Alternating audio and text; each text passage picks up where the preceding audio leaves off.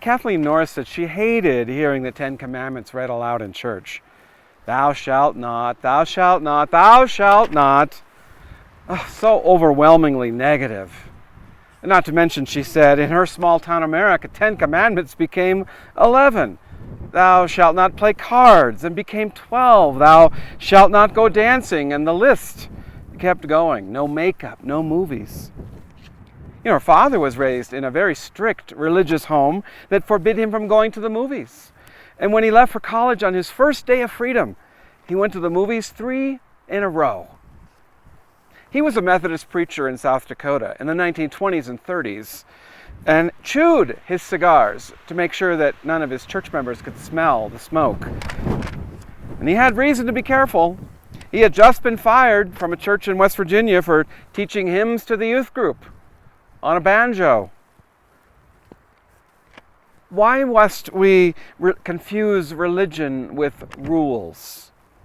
And why must especially Christianity, when the one we follow said everything, all laws and prophets, can be summed up in one word: love. Love God with all your heart, mind, soul, and strength, and love your neighbor as much as you love yourself. Not just Jesus, but we should never confuse God, the God of the Old Testament, the Hebrew Scriptures, of being a judgmental authoritarian, of just being about vengeance and punishment. Now, those stories certainly exist, but, for example, the Ten Commandments were not handed down as a form of punishment, but as an example of love. Out of great love, God provided a framework for their relationship and responsibilities to one another, a way to live in the world now that they were free of Pharaoh's commandments, in which they were his property. The Ten Commandments were given while they were still in freedom training.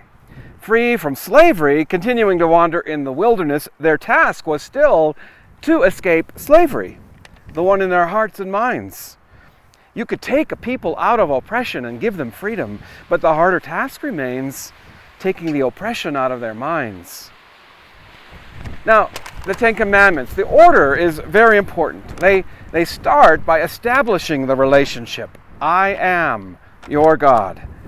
It doesn't say do this and do that and then I'll be your God. But no, I am your God. I love you so much. I led you out of slavery in Egypt. And this now is how we are to be in relationship. Now, the Ten Commandments is specifically a religious covenant with a particular group of people, which is why it makes no sense in places like courthouse lawns. We don't hear about it much anymore, but there once was this great big push to put copies of the Ten Commandments in every courtroom and public classroom in the country. There's a congressman who introduced it in the House of Representatives, Lynn Westmoreland. And he went on Stephen Colbert to promote the idea, but when Colbert asked him to name them, he sat there like a deer in headlights. You want me to name them? Don't steal, don't kill, and then had to admit he didn't know the rest. And I'll be totally honest with you, on an average day, I couldn't either. I don't even know if I could do it right now from memory right now, and all the pressure of trying to remember person, woman, man, camera, TV. But I'll be honest and tell you, really, I don't really care for the Ten Commandments. I mean, I don't disagree with them. Killing, stealing, coveting, that kind of thing. But as much as I agree that the commandments are not a punishment, but about a loving relationship, I still don't find them particularly inspiring. As Kathleen Norris said, a little too much negativity. And I would prefer to have it in the form of do's. Do this. Like the prophet Micah said, do justice, love kindness, walk humbly with your God. In fact, if the commandments really are about love, then spell out 10 ways to love. And I actually found exactly that, the 10 commandments of love. And they're pretty good. We could all use these. And I want to ask Art, which one of these do you think applies to me? I won't tell them what I think may apply to you. Listen without interrupting. Speak without accusing, answer without arguing, forgive without punishing, promise without forgetting. Food for thought, right?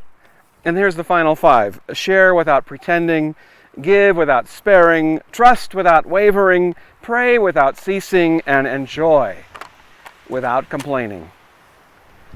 So another option of positivities for what we should do is that banner that hangs at our front door and in front of the sanctuary. It says, be the church. Protect the environment, care for the poor, forgive often, reject racism, fight for the powerless, share earthly and spiritual resources, embrace diversity, love God, enjoy this life. I'd never noticed before, but there's 10. But there could be so many more. Maybe you've even thought about what else could be added. But I'd also like to put some footnotes to clarify some of those things.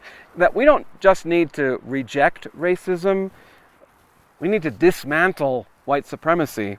And not just care for the poor, but eliminate poverty. And not just embrace diversity, but ensure that diverse people can vote.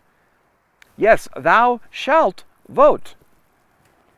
And perhaps on this World Communion Sunday we could add a few, like always seek unity and recognize, remember our oneness. Or, as the song we're about to sing to prepare for communion says, for everyone born, a place at the table.